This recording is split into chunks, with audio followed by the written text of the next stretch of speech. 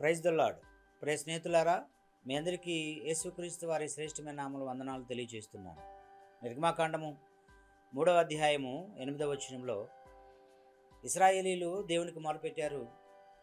ఆ మొరని విని దేవుడు వారిని ఐగుప్తు దేశంలో నుంచి విడుదల చేయటకు దిగి వచ్చాను అని చాలా చక్కగా వ్రాయబడింది.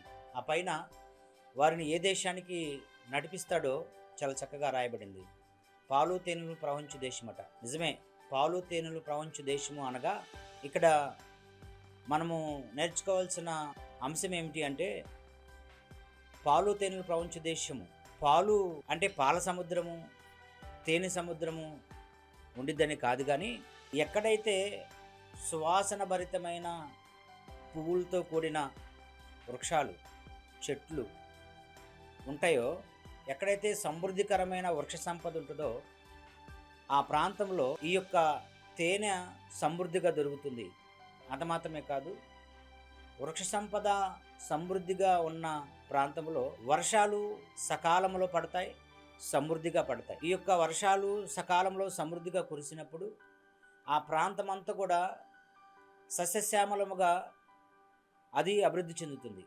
పచ్చిక బయళ్ళు కూడా ఎంతో అద్భుతంగా అభివృద్ధి చెందుతాయి.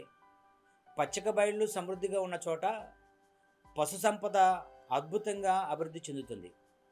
కనుక ఈ యొక్క వృక్ష సంపద ఉన్న చోట తేనె కూడా చాలా సమృద్ధిగా దొరుకుతుంది.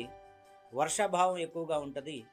ఆ విధంగానే ఈ వర్షాభావం బాగా కురిసినప్పుడు ఈ యొక్క గడ్డి, పచ్చగడ్డి, ఈ బీళ్ళన్నీ కూడా విస్తారంగా పచ్చగడ్డితో నిండిపోతాయి.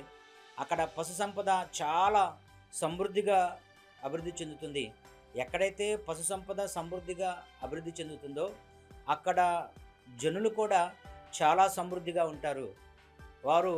వారి యొక్క జీవనము చాలా మెరుగుగా ఉంటుంది. కనుక దేవుడు చెప్పిన ఈ యొక్క పాలు తేనెలు ప్రవహించే దేశం అనగా వృక్ష సంపద సమృద్ధిగా ఉన్న ప్రాంతము, ఆ విధంగానే పశు సంపద సమృద్ధిగా ఉన్న ప్రాంతము.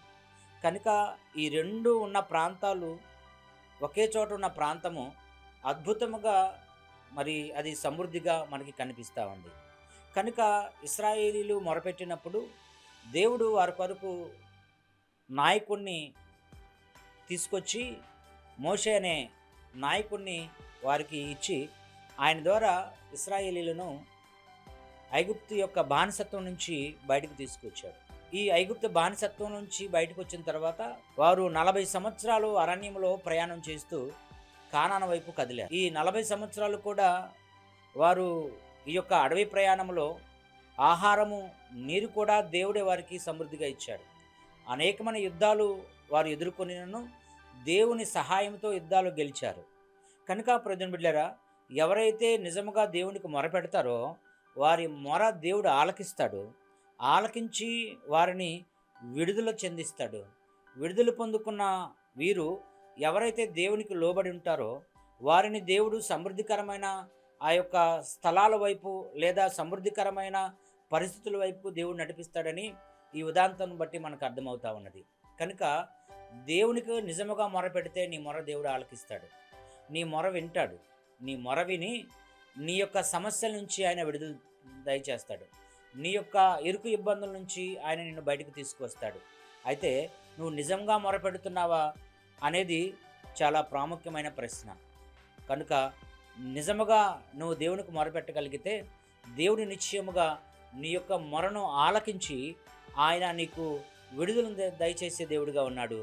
కనుక ఆయనకు మొరపెట్టు, ఆయన ద్వారా నువ్వు విడుదల పొందమని ఈ యొక్క కార్యక్రమం ద్వారా నేను మీకు తెలియజేస్తూ ఈ నా మాటలు నేను ముగిస్తున్నాను. దేవుడు మిమ్మల్ని దీవించి ఆశీర్వదించును గాక. ఆమేన్.